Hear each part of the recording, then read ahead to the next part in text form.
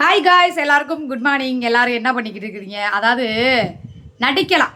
எதுக்கு நடிக்கலாம் அப்படின்னு பார்த்தீங்கன்னா, ஒரு இப்போ சூழ்நிலைக்கு நடிக்கலாம், இல்லை வந்து எதுக்கோ ஒரு விஷயத்துக்கு நல்ல விஷயம் நடக்கணும் அப்படிங்கிறது கூட நடிக்கலாம். பொய் பேசலாம், ஃப்ராடு பேசலாம், அது எல்லாத்துக்கும் உண்டானது. 1000 பொய்யை பேசி ஒரு கல்யாணத்தை பண்ணலாம் அப்படிங்கிறது அந்த காலத்திலே பழமொழி இருக்குது. ஆனால் 1000 பொய்யையும் பேசி ஒரு முள்ள மாதிரி முடிச்ச வைக்கத்தனம் பண்ணி மக்களையே முட்டாள் ஆக்கி ஐசிஓவில் இருக்கிறான்னு சொல்லி காசெல்லாம் பிடுங்கி திருப்பி அவங்க வாயிலெல்லாம் விழுந்து, நான் கேட்குறேங்க, நீங்கள் எல்லாம் படித்தவங்க, ஐசிஓவில் இருந்தவ அடுத்த நாளே எப்படி வந்து கம்யூனிட்டி போஸ்ட் போடுவா? ஐசிஓவில் இருக்கிறவ எப்படி செல்ஃபோனை பக்கத்தில் வச்சுருப்பா? ஐசிஓவில் இருக்கிறவ எப்படி அப்படியே புஜிக்கு போட்டா எடுத்து அனுப்புவா? காலையில் ஒரு விஷயம் நடந்துச்சு. என்ன நடந்துச்சுன்னா, காலைல எந்திரிச்சோம், வாக்கிங் போகணுன்னு சொல்லி சொன்னேன். சரின்ட்டு போயிட்டு வந்தேன். நானும் தான் போனேன், சும்மா அப்படியே போயிட்டு அப்படியே வரலாமேன்னு சொல்லிட்டு. சரின்னு சொல்லிட்டு ஃபோன் வேணாம், எப்பா நான் வந்து அங்கே கிளம்பி போகிறேன்னா. சரி போகிறதுனா போனேன், எனக்கெல்லாம் ஒன்றும் வேணாம், நீ வரக்கூட வேணாம், நீ சமைச்சு சாப்பிட்டுட்டு கூட நீ இருந்துட்டு வா, எனக்கு நேற்று வச்சா மீன் குழம்பு கிடக்கு, கஞ்சி சோறு கிடக்கு, அதை சாப்பிட்டுட்டு நான் ஓட்டிக்கிறேன். ஏன்னா 2 நாளாக சமைச்சு எனக்கே எரிச்சலாக இருக்குது. அதனால சரி பார்த்துக்கிறேன்னு சொல்லி சொல்ல சரின்னு சொல்லிட்டு விட்டுட்டேன். அடுத்து வந்து பார்த்தீங்கன்னா ஃபோன் வருது. என்னங்க, எனக்கு முளையில் இடி விழுந்துருச்சுங்க, எனக்கு கீழே இருக்கிற சூடாவில் அப்படியே வருதுங்க, இங்கே வலிக்குதுங்க, அங்கே வலிக்குதுங்கன்னு. இவன் உடனே அப்படியே பதறி துடிச்சு அப்படியே ஒரு மாதிரி இருக்கிறான்டா. என்னமோ அந்த சீரியஸ் கண்டிஷனில் முடிஞ்சோன்னா அவனை தான் முடிஞ்சு போச்சுன்னு சொல்லி டாக்டர் ஒரு டைம் எழுதி கொடுப்பாரு பாரு. அந்த மாதிரி ஐசியூவில் இருந்தேன்னு சொன்னப்போ கூட துடிக்கல. ஆனால் இன்னைக்கு துடிச்சான். ஏன் அந்த துடிப்பு அப்படின்னு சொல்லி உங்களுக்கு நான் சொல்கிறேன். மேலே வச்சுருக்கிறது பலூனு. என்ன பலூனு? ஸ்லிக்கான் பலூனு. கடவுள் மேலே சத்தியமாக சொல்கிறேன், முருகன் மேலே சத்தியமாக சொல்கிறேன், பிடாரி மேலே ஆணையாக சொல்கிறேன், மேலே வச்சுருக்கிறது பலூன். என்ன மாதிரி உண்மை கிடையாது. அது பிளாஸ்டிக் சர்ஜரி அப்படிங்கும் போது என்ன ஆகும்னா, சிலிக்கான் வச்சுருக்கவங்களுக்கு தெரியும், இப்படி மல்லாக்க படுக்க முடியாது. வலிக்கு இழுக்கி விட்டு கீழே விழுந்து சப்பனிக்கான விழுந்தாங்கன்னா அது உயிருக்கே ஆபத்து. உள்ளே வைக்கிறது ஜெல்லு.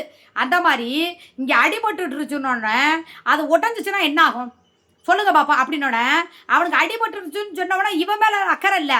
ஐயோ உள்ளே இருக்க சிலிக்கான உடஞ்சிச்சுன்னா செத்து போயிடுவாளே, நாளைக்கு செத்து போனால் கூட நம்ம தான் கொண்டோம்னு சொல்லி பழி நம்ம மேலே வந்து விழுந்துருமே, நம்மளை கொலகாரங்கிற பட்டத்தை கட்டி விட்ருவாங்களே அப்படின்னு சொல்லி சொல்கிறாங்க. நான் என்ன சொல்கிறேன், ஆஸ்பத்திரியில் வந்து போன் இல்லை, மேலேயும் கீழேயும் மூடிக்கிட்டு இப்போ இவன் எப்படி விடிய வீடியோ காலில் பேசி உன் புஜ்ஜிக்கிட்ட சொல்லிப்பேன். நான் கேட்குறேன், புஜ்ஜி என்ன உன் வாயில் வச்சு தள்ளத்தான் இருக்கிறானா கேட்குறேன்.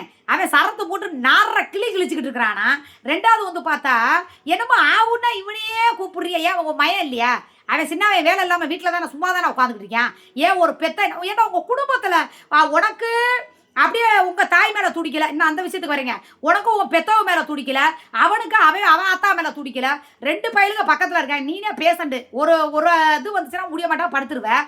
நீ என்னமோ பெரிய அப்படியே நல்ல உடம்புக்கார மாதிரி இருந்துட்டு ஆவுன்னா துடிக்கிறீல்ல. சரி, உன் துடிப்பெல்லாம் கரெக்டு ரைட்டு இருந்துட்டு போட்டு விடுங்க.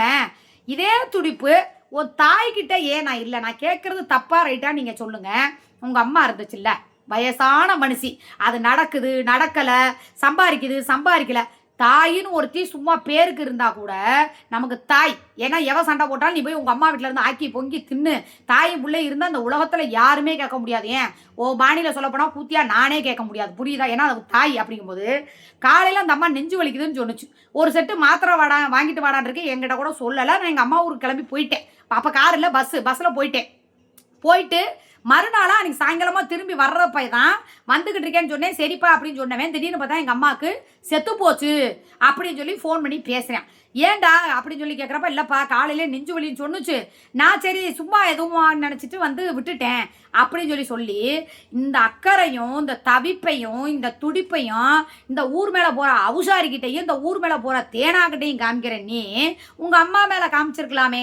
உங்கள் அம்மா இருந்தா இப்படி ஒத்து போட்டு சோறு திங்கிறோம்னு உனக்கு அவசியமா சொல்லு பாப்பா? ஒரு தாய் மடியில் இருந்துட்டு தாய்கிட்ட கூழோ கொஞ்சம் ஆய்மைன்னு குடிச்சுட்டு அந்த வீட்டுக்குள்ளே இருந்தா இந்த வீட்டுக்கு இவ்வளோ பிரச்சனை வரப்போகுதா? இல்லை சுற்றிலும் உன்னை யாராவது இவ்வளோ எதிரியாக பார்த்துருப்பாங்களா? நீ இந்த தேனாவுக்கு நீ சப்போர்ட் பண்ணாதான் எல்லாருமே உன் மேலே காண்டாகி இதாகி. ரெண்டாவது வந்து என் தங்கச்சியை சொன்னாலாம், நான் என் தங்கச்சி தான் அதை சொன்னா இதை சொன்னா இப்படி சொன்னா அப்படி சொன்னா. என் தங்கச்சி யாரையும் மஞ்சுவேன். நான் உண்மையாலுமே சொல்கிறேன், நான் கும்பிட்ற அந்த பிடாரியும் முருகனும் இருக்கிறது உண்மையாக இருந்தா என் தங்கச்சி உசுரே போனால் கூட சரி ஒரு வார்த்தை பேச மாட்டான் என்னைய மீறி. அன்னைக்கு அக்கா நான் பதட்டத்தில் ஃபோன் பண்ணி பேசினாக்கா, அண்ணனும் ஃபோன் எடுக்கல, அக்காவும் எடுக்கலை. ஏன்னா நாங்கள் ஒரு வேலைக்கு போயிருந்தா அதை நான் சொல்லாமல் விட்டுட்டேன். சரி ஏதோ ஒரு ஞாபகத்தில் போயிட்டேன். காலைல வரைக்கும் சொல்லிக்கிட்டு இருந்தேன், மத்தியானத்துக்கு மேலே சொல்ல மறந்துட்டேன். அப்படிங்கும்போது துடிச்சு போய் இந்த இவனுக்கு கூப்பிட்டா. யாரு? இந்த ஊர் வயலுக்கு அவுத்து காமிச்சா அவுசாரிக்கு கூப்பிட்டுருக்கா. கூப்பிட்டு என்னமோ ஏதோ பதறவும், ஏன் உங்கள் அக்காக்காரி தான் பேல்றதுலேருந்து ஓடுற வரைக்கும் சொல்லுவாள். என்கிட்ட உன்கிட்ட சொல்லலையாங்கும் போது சொல்லாமல் இருக்கிறதுனால தான் நான் பயந்தேன். இல்லைனா அது எல்லாமே என்கிட்ட சொல்லுன்னு சொன்னோன்னா அவளை உட்காந்துக்கிட்டு அம்புட்டு பேசியிருக்காளாம். என்னமோ கூட்டி கொடுத்தாலாம், அப்புறம் என்னமோ கியூட்டி அஞ்சலாம். அந்த பிள்ளைலாம் யாருன்னு கூட எனக்கு தெரியாது, நான் பேசணும் கூட இல்லை. நான் ஒன்றே ஒன்று கேட்குறேன், நீ அழிய போகிற, நான் வயிறு எறிஞ்சு சொல்கிறேன், நீ அழிய போகிற. தட்டி விழுந்துச்சுன்னா நீ தப்பிக்கவே மாட்டேன். ஏன்னா அவள்லாம் காலையில் எந்திரிச்சு 5 மணிக்கு வாசல் தெளிச்சு கோலம் போட்டு அவங்க அம்மா முடியாத சுகர் பேஷண்ட் அவங்களுக்கு கூடமான ஹெல்ப் பண்ணி பிள்ளைய கொண்டே பள்ளியோடத்தில் விட்டுட்டு 10 மணிக்கு ஆஃபீஸுக்கு போய் திருப்பி 6 மணிக்கு வேலை முடிச்சு வர்ற வழியாக பிள்ளைய டியூஷனில் விட்ட பிள்ளைய கூட்டிகிட்டு வந்து அவள் புருஷனை கொண்டாடி எவ்வளோ கஷ்டப்படுறாங்க, எவ்வளவு பாடுபடுறாங்க, எவ்வளோ உழைச்சு திங்கிறவ. உன்ன மாதிரி ஊர் வயலுக்கு அவுத்து காட்டுறவ இல்லடி அவுசாரி தேவடியா. உன்ன மாதிரி அவுத்து காமிக்கிறவன் நினைச்சியா? உன்ன மாதிரி பல பேர் வாயில வச்சு வாய்ப்பாடம் படிச்சவன் நினைச்சியா? என்ன பூனா கூடி நீ அவளை பேசுற? நான் கேட்குறேன், உன் குடும்பமே கூட்டி விட்டு திங்கிது சொல்லு. உங்கள் அப்பக்காரனே உடைய பல பேர்கிட்ட படுக்க விட்டு வேடிக்கை பார்த்துக்கிட்டு இருக்கேன். உன் சொந்தக்காரன் பூரா உடைய பல பேர்கிட்ட படுக்க விட்டு வேடிக்கை பார்க்குறேன். உன் குடும்பம் கூட்டி விட்டு திங்கிறப்ப எங்களுக்குன்னு சொல்லியிருக்கிறது அந்த பிள்ளை தான். அந்த வாய்தா அது இது எல்லாத்தையும் பார்க்குறேன். நான் சம்பளமாக கொடுத்து அவளை வச்சிருக்கேன். விடமா இது இருந்தா உனக்கு தைரிய பூனா இருந்தா என்னைய போடுறீ சரியா? விடிய முளையும் பூனாவையும் திறந்து காட்டுறீல ஊரில் இருக்கவனுக்கு. ஏன் இவனுக்கு இது காட்டிட்டியா? இல்லை இவன் எதுவும் உன்ட்ட வந்து படுத்துட்டானா? நான் கேட்குறேன். என்னமோ துடிக்கிறீங்க. டே நல்லா கேட்டுக்கோங்க, இப்பயும் நான் அதை தான் சொல்கிறேன். இவன் வந்து நல்லா நட்டிக்கிறான், நல்லா வேஷம் போடுறான். இந்த நடிப்பு அவன் தாயிட்ட காமிச்சிருந்தா நீங்க அந்த தாய் உயிரோடு இருந்திருக்கும். தாய் மேல இல்லாத அக்கறை ஊர் மேல போற அவசாரி இவன் மேல ஏன் வருது அப்படின்னா இவன் என்ன முள்ள மாதிரித்தனம் முடிச்சு வைக்கத்தனம் பண்றாங்கிற விஷயம் அவளுக்கு தெரியும்.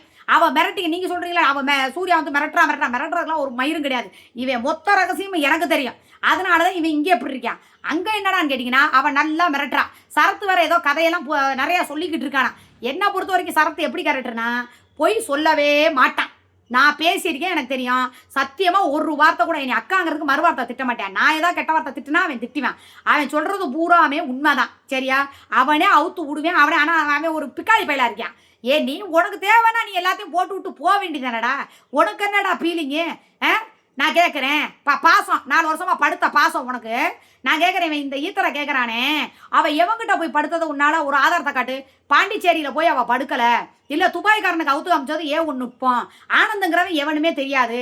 சீனிவாசன் கட்டணம் கட்ட வந்தவன் அவன் யாருன்னே உனக்கு தெரியாது. இப்போ வரைக்கும் எந்த ஆம்பளையும் அவளை தொடலன்னு ஒரே ஒரு விஷயந்தேன், ஒரே ஒரு சத்தியந்தேன். நான் கும்பிடுற தூட்டில் கருப்புக்கிட்ட வா சரியா? தூட்டில் கருப்புக்கிட்ட வந்து 1.25 ரூபாயை கட்டி அந்த கோயிலில் சத்தியம் பண்ணி என் பொண்டாட்டி 10 அவங்க அம்மா மேலே சத்தியம் பண்ணிடல. அவங்க அம்மா மேலாம் சத்தியம் பண்ணாத. ஏன்னா உங்கள் ஓத்தா மேலே சத்தியம் பண்ணி தான் நீ பிரியாணி தின்ன. அதே உங்கள் ஆத்தா மேலே சத்தியம் பண்ணி தான் டைவர்ஸ் கொடுப்பேன். அதே அதுதான் காலையில் உட்காந்துக்கிட்டு இந்த நகையை சூர்யா தான் திருடுனானே.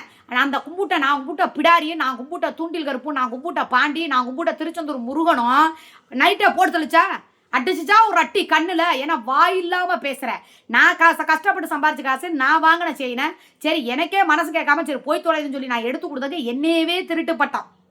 ஏண்டா திருட்டு பயல உங்களை மாதிரியாடா எல்லாருக்கூடையும் கெடுக்கிறேன். ஐசிஓட இருக்கேன்ட்டு எல்லாருக்கிட்டே வசூல்பட்டு மறுநாள் உட்காந்து கம்யூனிட்டி போஸ்ட் போடலை. எல்லாரும் சேர்ந்து புட்டிங்கி தின்னது. இன்னும் நிறைய விஷயம் எதுக்கு அது நமக்கு தேவைன்னு சொல்லிட்டு நான் பேசாமல் இருக்கேன்ல. ஊர் மேலே போகிற தேவையாவுக்கே நீ இவ்வளோ வறுத்து வர்றிய. இன்னும் உனக்கெல்லாம் உண்மையாக இருந்து நல்லா சோறோட பாக்கி போட்டு உனக்கு மட்டும் பாவடையை தூக்கியிருந்தா நீ என்ன வறுத்து வருவேன். நான் இன்னமும் ஒன்று சொல்லவா, உன் கூட இருந்துக்கிட்டு நான் எவனுக்காவது துரோகம் நினச்சி நான்லாம் வாய் விட்டு சொன்னா அது பழிக்காது. ஆனால் நீ ஏன் கூடயே படுத்துக்கிட்டு ஏன் கூடயே வாழ்ந்துக்கிட்டு ஏன் கையிலேயே சோறத்துக்கிட்டு என்னையெல்லாம் நீ பேசுனீனா இந்த பாவமும் பழியும் 7 ஜென்மம் எடுத்தாலும் உன் குடும்பத்தை சுத்தம். இதை நான் மனசாரவே சொல்கிறேன். இந்த பாருங்க, நேற்று 7 மணிக்கு நான் ஏற்றி வச்ச தீவம் இன்னும் எரிஞ்சுக்கிட்டு இருக்குது. அணையா விளக்கு மாதிரி நான் எரிய விட்டுக்கிட்டு ஏன் தெரியுமா? என் மனசில் அவ்வளோ ஆத்திரமும் அவ்வளோ கோபமும் அவ்வளோ வேதனை இருக்குது. என்ன நடிப்பு பூனா நடிக்கிறேன் ஏண்டா வெண்ண. நான் ஒன்று சொல்லவா, உன் அழிவை நீயே தேடுற. நான் வந்து இந்த அளவுக்கு சண்டை போடுறேன், இந்த அளவுக்கு இருக்கிறேன், இந்த அளவுக்கு பண்ணுறேன்னா நீ உன் குடும்பத்தில் துடிக்கும் போது நான் ஏன்டா என் புருஷனுக்கு துடிக்கக்கூடாது? நான் ஏன்டா என் பிள்ளைகளுக்கு துடிக்கக்கூடாது? எங்கள் அம்மாவுக்கு துடிக்கக்கூடாது? என்னடா ஒன்றுமே இல்லாத நீனே ஒரு அனாதை கட்ட மாதிரி கிடக்கிற பையன். இவங்கெல்லாம் நாளைக்கே உன்னை கை கழுவி விட்டு ஒரு புண்ணு வந்ததுக்கு ஏன்னு கேட்காம இருக்கும்போது இந்த வருத்து வரையே ஏன்டா நான் வந்து என் சொத்தை வரக்கூடாது? வர வைப்பேன், எங்கள் அம்மாவை வர வைக்க போகிறேன், திரிப்பா கோகுலை வர வைக்க போகிறேன், சோறு குழம்பு ஆக்கி கொடுப்பேன், எல்லாமே அவங்கள பார்த்துக்குவேன். இனிமே ஒன்றைய விட ஏன்னா நீ ஒருத்தங்கிட்ட பாசம் காட்டுறதுனால நீ ஓவர சீடு பூனா போடுற.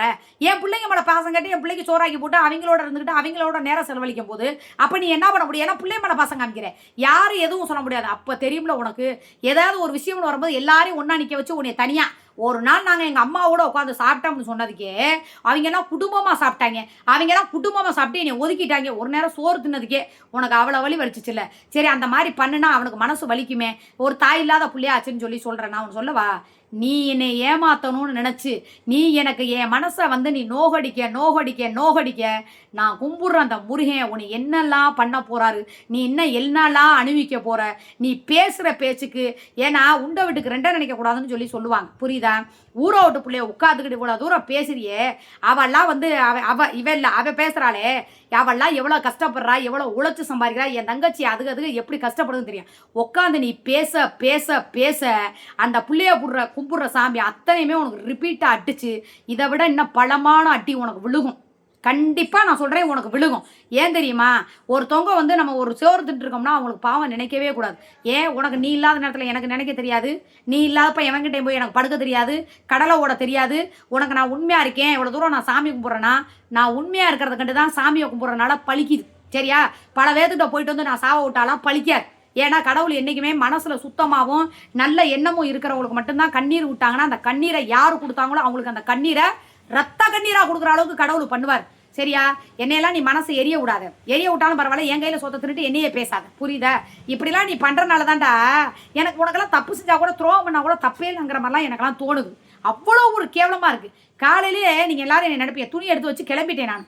ஆனால் இக்கட்டான ஒரு சிலமை, அதை நான் ஓப்பனாக உங்ககிட்ட சொல்ல முடியாது, பேசாமல் அப்படியே உட்காந்துருக்கேன் நான்.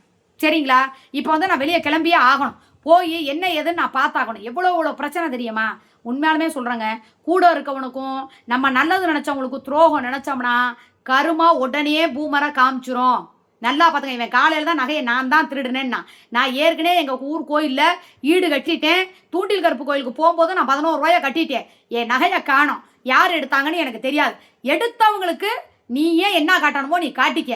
அதை ரத்த காவை காட்டுவியோ இல்லை உயிரே போகிற காவை காட்டுவியான்னு எனக்கு தெரியாதுன்னு நான் ஈடு கட்டிட்டு வந்தேன். இவன் போய் பேசலாமா?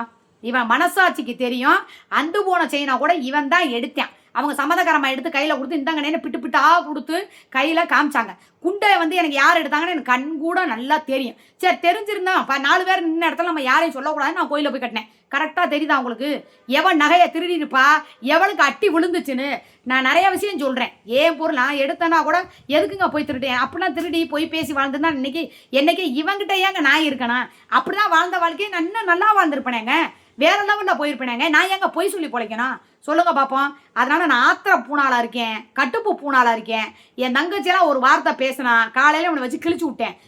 அவளையெல்லாம் ஒரு வார்த்தை பேசினா நான் பொம்பளையாக இருக்க மாட்டேன், நான் வேற மாதிரி மாறிடுவேன். எனக்கு ஒன்றும் அவள் கொடுக்கல, ஆனால் எனக்குன்னு சொல்லி துடிக்கிறதும் எனக்குன்னு சொல்லி இருக்கிறதும் அவள் ஒருத்தி மட்டும்தான். வேற நீலாம் ஒரு சுயநலத்துக்காக வாழ்கிறேன், சுகத்துக்காக வாழ்கிறவன், சோத்துக்காக வாழ்கிறேன், புரியுதா? ஓ புத்தி எப்படின்னு எனக்கு நல்லா தெரியும். சரியா? அதனால என்ன சொல்கிறேன்னா, அவளையெல்லாம் பேசுனீங்கன்னா நான் திருப்பி போய் கோயிலில் சாமியை கும்பிட்டுட்டு எலுமிச்சம்பழத்தை நான் குத்திடுவேன். இதுதான் ஃபர்ஸ்ட் அண்ட் லாஸ்ட் வார்னிங்கு. உனக்கு நல்லா தெரியும் என்னைய பற்றி. அவளையோ இல்லை வந்து மற்றதை பேசுறியா பேசி தோழன்னு நான் விட்டுருவேன். என் தங்கச்சியை பற்றி ஒரு வார்த்தை இனிமேல் பேசக்கூடாது. பேசுனா செருப்பு பிஞ்சிரும் அந்த தேவடியாளுக்கு. ஊர்ற பையலுக்கு அவுத்து காமிச்ச அவுசாரிக்கு பிய மரியாதை கெட்டு போயிடும். சரியா? ஊர் மேலே கூட்டி கொடுத்து சம்பாதிக்கணும், நீ சம்பாடுறா. அவுத்து போட்ட அம்மனத்தையே கண்ணால் பார்த்தவன், கண்டவன்ட்ட கட்டில் வந்து படுத்தாதே கண்ணால் பார்த்தவன், நீ இல்லவே இல்லைன்னு வந்து என் தூண்டில் கருப்பு மேலே நீ சத்தியம் பண்ணுறா. நீ அன்னையோட அந்த பேசையே நான் நிப்பாட்டுறேன். நீ வா, உன் தைரியத்தை காட்டு. தூண்டில் கருப்பு மேலே சத்தியமாக அவன் எவன்கிட்டையுமே போகல, எவன்கிட்ட அவுத்து காட்டல, எல்லாமே ஒன்று நுட்பம். சரத்து வீட்டுக்கு வரலாம், படுக்கலாம், எதுவுமே பண்ணலன்னு அந்த தூண்டில் கருப்பு என் ஊர் பிடாரி மேலே மட்டும் ஒரே ஒரு சத்தியம் நீ பண்ணிட்டு ஒரு எலுமிச்சம்பழத்தை மட்டும் குட்டிட்டு வா. அதோட அந்த கருப்பு மேலே சத்தியமாக சொல்கிறேன், நான் பேசவே மாட்டேன் அந்த வார்த்தையை. வர்றியாடா? உனக்கு தைரியம் இருக்காடா? நீ வாடா, தைரியமான ஆம்பளையா இருந்தா. பல பேர்கிட்ட படுக்க விடுறது இல்லாமல் பல பேர்கிட்ட படுத்ததை பார்த்ததுடா நீ. இப்போ ஊர் மேலே போகிற தேவடியாளர் இருந்தாலும் பரவாயில்ல, நீ என்னையே தேடி வந்தவன். அப்புறம் எதுக்குடா நீ வந்த? பல பேர் மேய்ஞ்சிக்கிட்டே இருக்க வேண்டியதானே? எதுக்கு பல பேர்கிட்ட போனவளை வந்து கூட்டிட்டு வந்து வச்சு காவ காத்துக்கிட்டு இருக்க? கடுப்பு மயிராயிருவேன், ஆத்திர மயிராயிருவேன். எச்ச பொறிக்க பையன் இவனை மாதிரி பொறிக்க பையன் நடிச்சிட்டு இருக்கேன் இருக்கிறவங்களெல்லாம். போதும், நீ 3 மணி கமாண்ட் வீடியோக்கு வர்றேன்.